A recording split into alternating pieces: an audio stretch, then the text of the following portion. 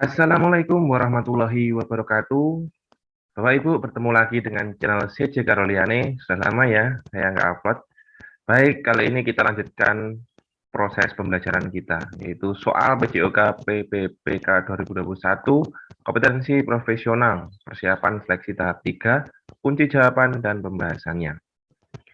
Baik, kita menuju nomor 1. Guru PJOK dalam mengatasi kesulitan belajar anak yang diakibatkan oleh media pembelajaran, terutama alat-alat pembelajaran yang tidak sesuai dengan pertumbuhan dan perkembangan anak, maka A. Memberikan umpan balik dan tindak lanjut pembelajaran. B. Memodifikasi pembelajaran dan alat-alat pembelajaran yang sesuai dengan kemampuan fisik dan psikis anak. C. Memodifikasi instrumen penilaian ke level yang lebih mudah. D. Menurunkan tingkat kesulitan indikator pencapaian kompetensi. Nah, di sini Bapak Ibu, kita bisa menggunakan beberapa modifikasi pembelajaran ketika kita mengalami kesulitan anak dalam belajar. Jadi, di sini pilihan yang tepat adalah B. Memodifikasi pembelajaran dan alat-alat pembelajaran. Alat pembelajaran itu banyak ya. Misalnya, bola basket atau bola sepak, kita bisa menggunakan bola plastik. Itu sesuai dengan kemampuan fisik, misalnya siswa SD, nah, seperti itu, dan psikis anak. Jadi jawabannya adalah B.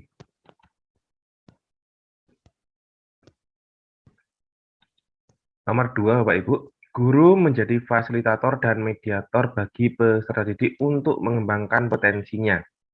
Salah satu cara guru PJOK adalah memfasilitasi siswa untuk menggali dan mencari informasi secara mandiri dengan berkreasi mengekspresikan apa yang diinginkannya. Hal tersebut di atas merupakan pendekatan teori A. Psikologi kognitif, B. Konstruktivisme, C. Naturalisme, D. Behaviorisme. Pembahasannya di sini, psikologi kognitif adalah cabang ilmu psikologi yang mempelajari proses mental seperti perhatian, penggunaan bahasa, daya ingat, persepsi, pemecahan masalah, kreativitas, dan pola pikir. Teori pembelajaran konstruktivisme adalah sebuah teori pendidikan yang mengedepankan peningkatan perkembangan logika dan konseptual pembelajar. Seorang konstruktivis peserta bahwa belajar hanya terjadi ketika ada pemrosesan informasi secara aktif sehingga mereka meminta pembelajaran untuk membuat motif mereka sendiri dengan menghubungkan pengetahuan baru dengan motif tersebut. Motif itu alasan, keinginan untuk belajar. Menurut teori behaviorisme, pembelajaran merupakan sebuah hasil dari respon seseorang atas stimulus yang diberikan. Behaviorisme merupakan pandangan yang menganggap seorang belajar pada dasarnya pasif, namun merespon stimulus dari lingkungan. Oke, di sini kunci jawabannya adalah B, yaitu konstruktivisme. Nomor 3, pada materi aktivitas kebugaran, bukan jasmani ya, sekolah tidak memiliki sarana dan prasarana yang mendukung pembelajaran tersebut karena bentuk bangunan sekolah yang sempit dan berlantai 3. Nah, ini seperti yang kita rasakan ya Bapak Ibu.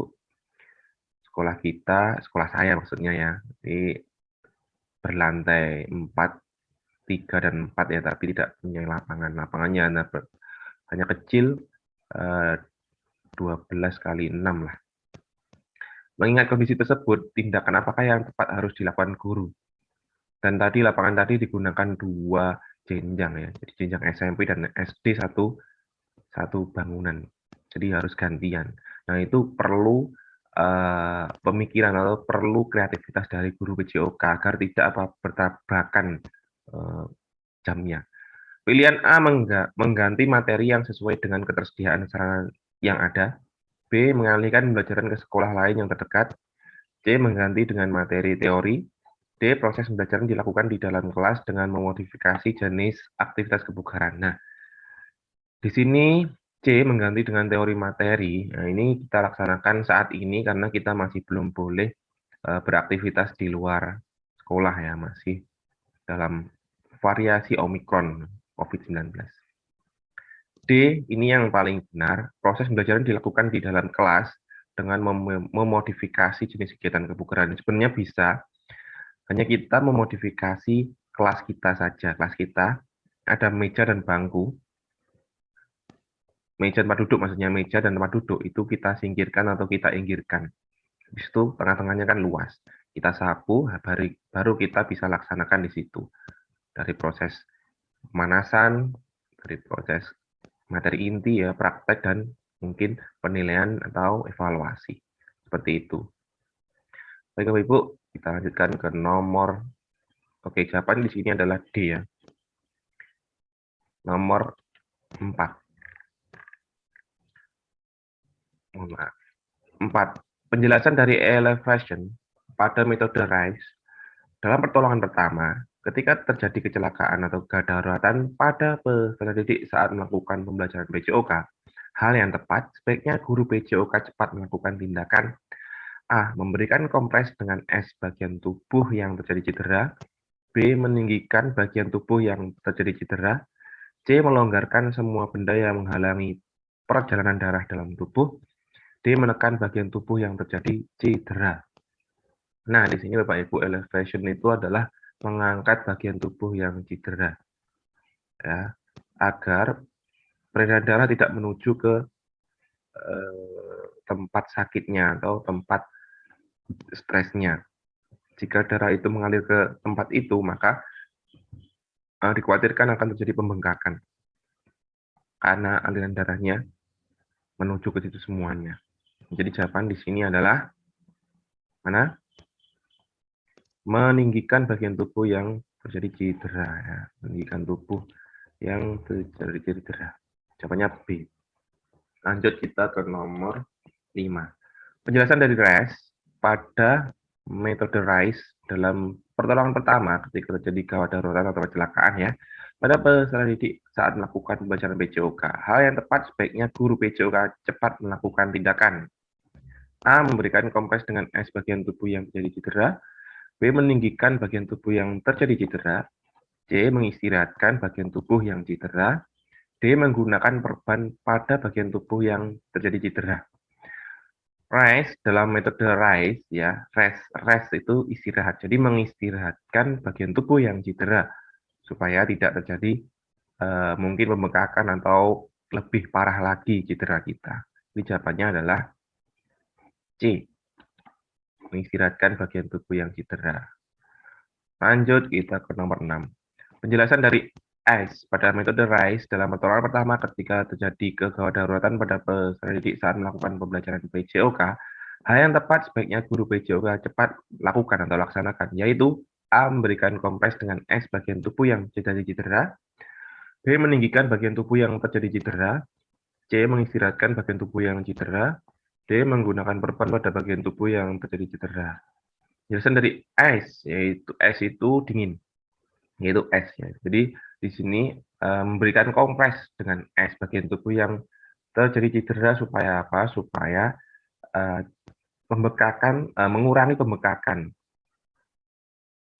Jadi ketika setelah diangkat kakinya, elevation, nah itu sebenarnya masih ada darah-darah yang menuju ke situ sehingga mungkin S tadi bisa memberikan tekanan kepada stres yang cedera tadi atau bagian tubuh yang cedera sehingga apa? Sehingga akan mengurangi pembengkakan di dalam kulit atau di dalam bagian tubuh yang cedera tadi. Gitu ya. Jadi langsung jawabannya adalah S, memberikan kompres, jadi A. Lanjut nomor 7, penjelasan dari compression pada metode RISE dalam pertolongan pertama ketika terjadinya gawat daruratan pada peserta didik saat melakukan pembelajaran PJOK. Hal yang tepat sebaiknya guru PJOK cepat melakukan tindakan A. Memberikan kompres dengan S bagian tubuh yang terjadi cedera, B. Meninggikan bagian tubuh yang terjadi cedera, C. Mengistirahatkan bagian tubuh yang cedera, D. Menggunakan perban pada bagian tubuh yang cedera. Nah, di sini compression itu apa? Compression itu menekan. Nah, menekan ya. Menekan apa? Menekan bagian tubuh yang cedera. Ini juga sama.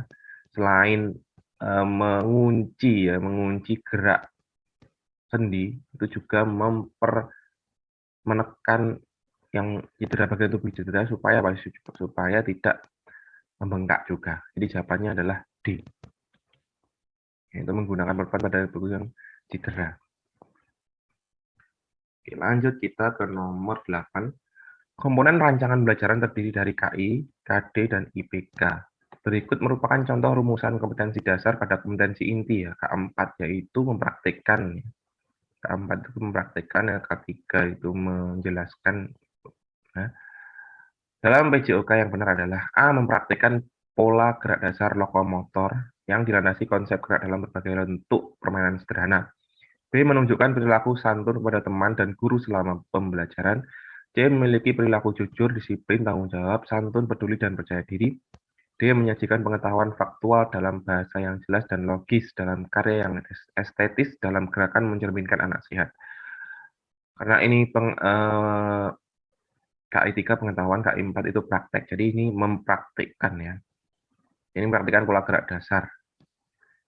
Komotor yang dilandasi konsep gerak dalam berbagai bentuk permainan sederhana. Jawabannya adalah A.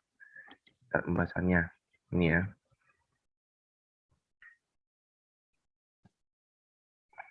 Nomor 9.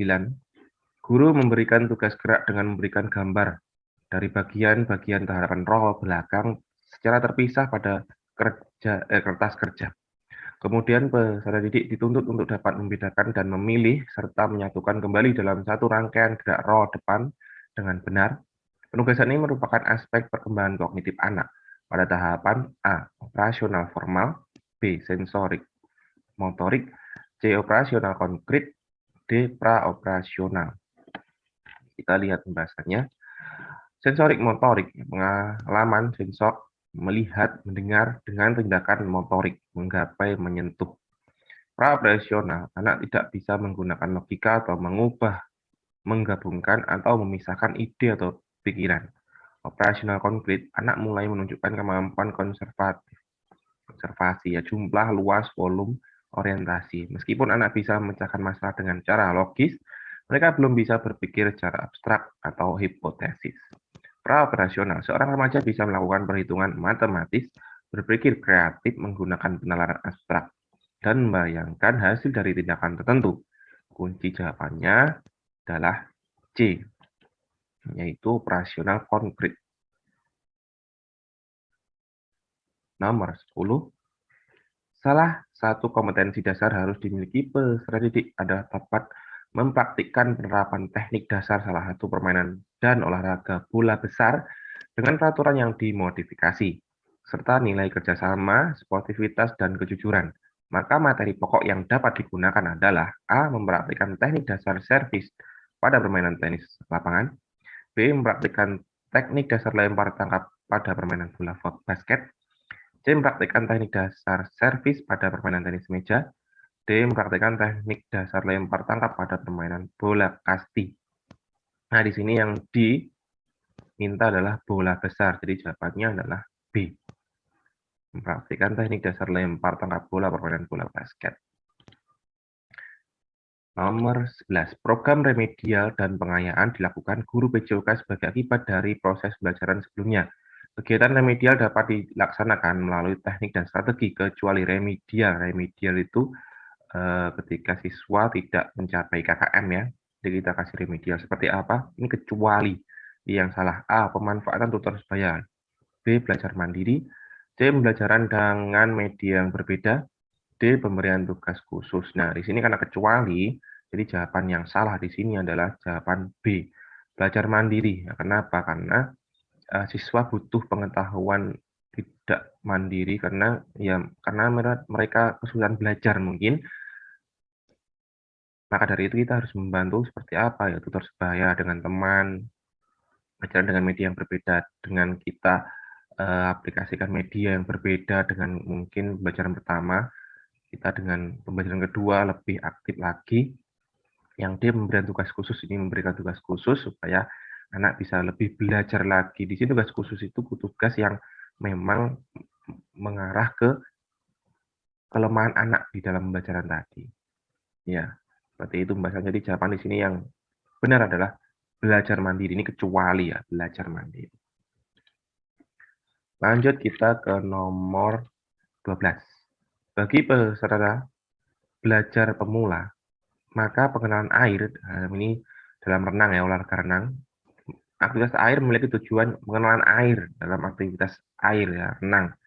Memiliki tujuan kecuali A. Memberikan motivasi kepada siswa yang makin lama makin senang terhadap pembelajaran dalam air.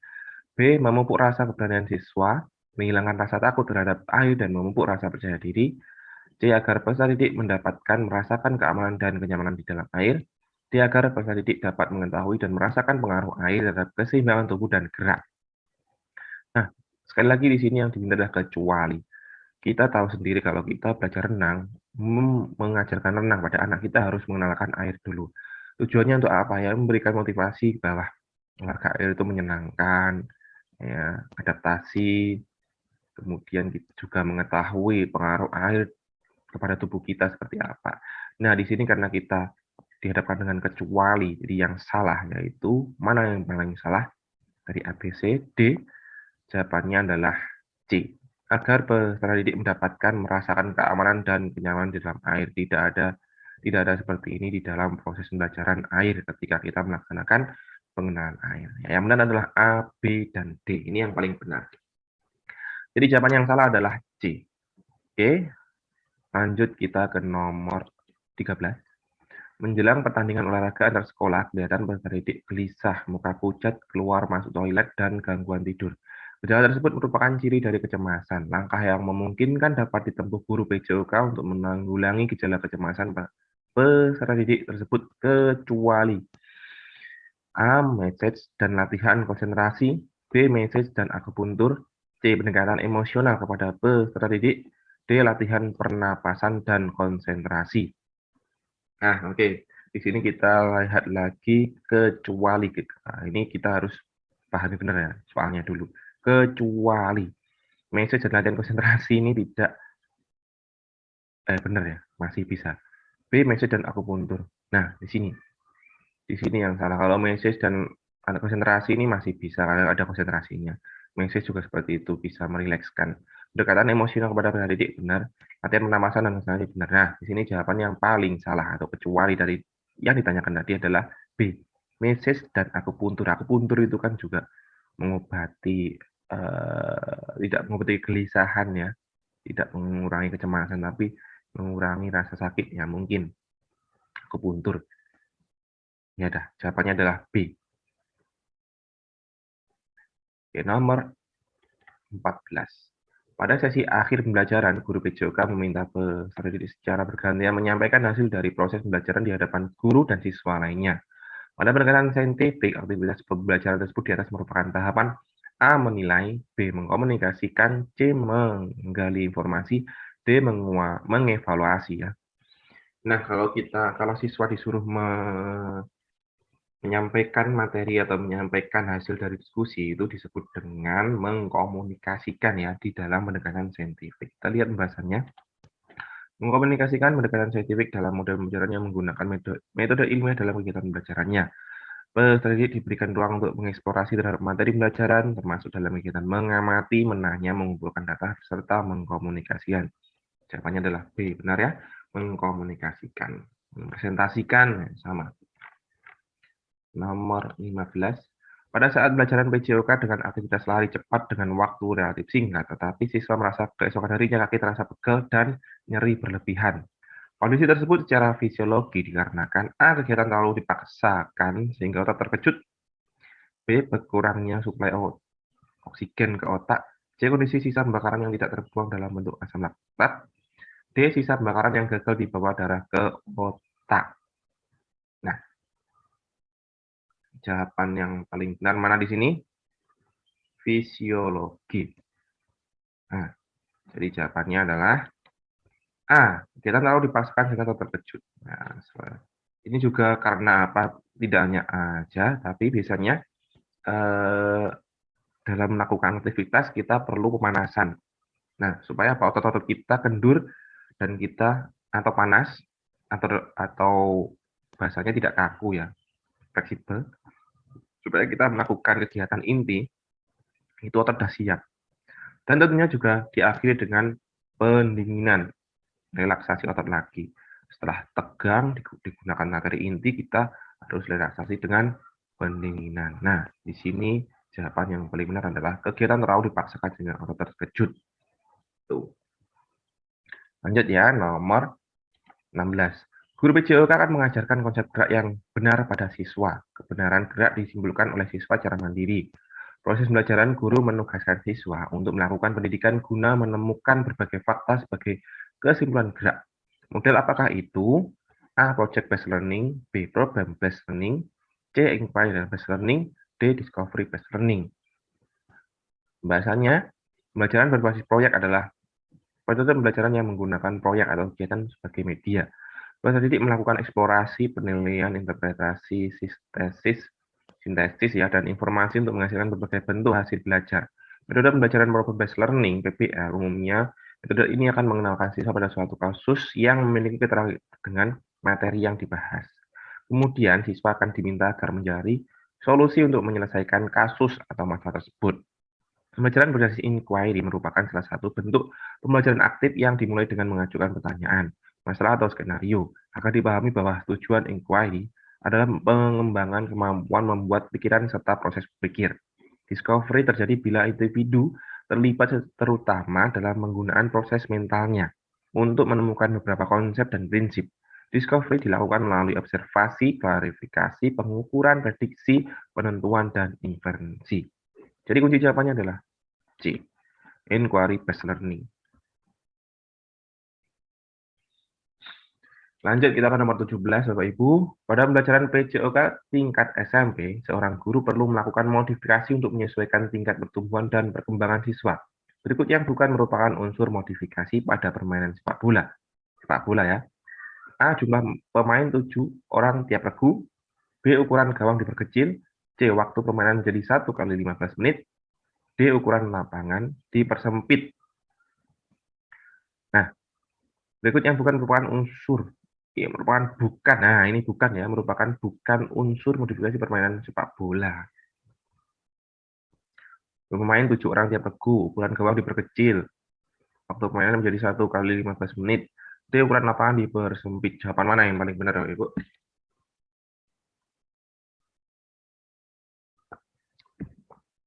Kita minum dulu ya. Biar tidak kering tenggorokannya. Jawaban yang paling benar adalah A. Kok A? Nomor berapa tadi ya? Nah, ini, mohon maaf.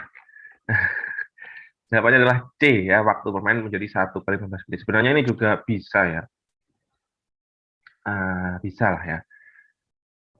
Semuanya ini bisa.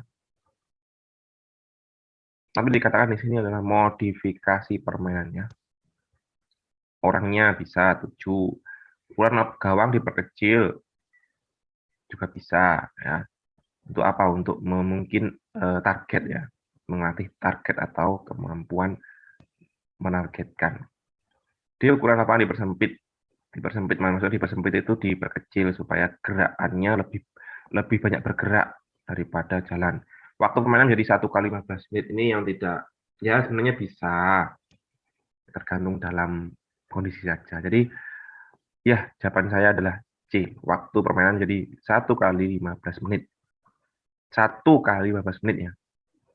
Jadi harusnya 2 kali 15 menit itu yang paling benar. Oke Bapak Ibu, jika salah mohon dikoreksi. Karena di sini yang diminta adalah bukan yang salah ya. Oke, lanjut nomor 18. Seorang guru memberi pembelajaran gerak kepada peserta didik, yaitu gerak memantulkan bola tenis ke tembok dengan tangan kiri kemudian ditangkap dengan tangan kanan. Kemudian yang ditingkatkan oleh guru adalah A. Kecepatan gerak, B. Koordinasi gerak, C. Reaksi gerak, D. Kelincahan gerak. Nah, di sini kita bisa melaksanakan ini ketika kita menilai koordinasi gerak. Koordinasi gerak mata ya, dengan gerakan tangan kiri dengan tangan kanan. Nah, jadi di sini jawaban yang paling benar adalah koordinasi gerak. Ini biasanya kita dalam penilaian kebugaran jasmani ya. Jangan hanya kekuatan, kelincahan, tapi juga ada koordinasinya juga gampang kok ini. Cuma melempar dengan tangan kiri, kemudian tangkap dengan tangan kanan. Dan banyak siswa yang koordinasinya jelek. Jadi coba Bapak Ibu laksanakan kepada anak didik Bapak Ibu. Lanjut kita ke nomor 19. Mengajar materi gerak atletik sering kurang diminati oleh peserta didik. Cara berikut yang dapat diminati dan menyenangkan untuk peserta didik, kecuali A. Memperhatikan karakteristik usia anak yang mengikuti pembelajaran, B. Memberikan materi sesuai dengan karakteristik peserta didik, C. Menggunakan media tidak baku yang penting dapat mendukung proses pembelajaran mencapai tujuan, D. Materi diberikan dalam bentuk permainan atau bermain biarpun tidak sesuai dengan konsep geraknya. Oke, kita dihadapkan dengan kecuali lagi ya. Ini kita harus pahami benar. Ini karena atletik kurang diminati, berikut ini yang menyenangkan ya. Menggunakan media tidak baku. Memberikan materi sesuai dengan karakteristik usia didik. Memberikan karakteristik usia didik yang mengikuti pembelajaran. Memperhatikan karakteristik usia anak yang mengikuti pembelajaran. B. Memberikan materi sesuai dengan karakteristik usia didik. Nah, di sini jawaban yang paling benar mana? Ya, benar sekali. Jawabannya adalah D.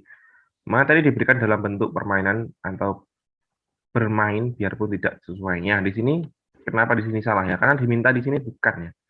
Ini kecuali untuk mengantisipasi, untuk memberikan penjelasan, untuk memberikan solusi karena anak tidak minat atau kurang minat, kita harus seperti apa? Kreatif lagi. Tapi di sini jawabannya adalah kecuali atau yang diminta kecuali. Jadi jawabannya adalah materi diberikan bentuk permainan. Nah, sebenarnya bisa dalam bentuk permainan dan bermain, tapi di sini harus sesuai dengan apa yang kita ajarkan, atletik. Nah, di sini tidak sesuai konsep gerak. Jadi ini yang paling salah atau kecuali ya. Jadi jawabannya adalah D. Nomor 20. Seorang pesepak bola dengan menendang bola mengirimkan ke penjaga gawangnya dan bola tersebut ditangkap dengan tangan. Maka A dianggap kesalahan dan dihukum penalti, B dianggap kesalahan dan dihukum tendangan bebas, C dianggap kesalahan dan dihukum tendangan tidak langsung, D dianggap kesalahan dan dihukum tendangan sudut. Nah, di sini ya jarang terjadi sih. Tapi kalau terjadi juga, ya seharusnya kan tidak boleh dipegang kalau ada back pass dari back kita. Tidak boleh dipegang, tapi ya dengan kaki. Udah diumpankan. Tapi kalau kita pegang ya, kiper memegangnya, maka apa yang terjadi? Ya jadi pelanggaran, jelas pelanggaran. Ya ini semuanya benar. Yang kesalahan, ya kesalahan semuanya. Tapi di sini cukup penalti, masih kurang benar. Tendangan bebas, benar. Tapi tendangan bebas apa? Tidak langsung. Ya, biasanya ini kita lihat itu rumpamanya di depan gawang. Jadi dulu saya juga kurang tahu, tapi setelah kita belajar dan cari tahu apa sih tendangan apa ini kok dekat sekali dengan kotak penalti tapi nggak penalti, dan juga ada tembok manusia maksudnya untuk menghalangi, dan itu sangat presentasinya sangat kecil karena sangat dekat sekali dengan gawang.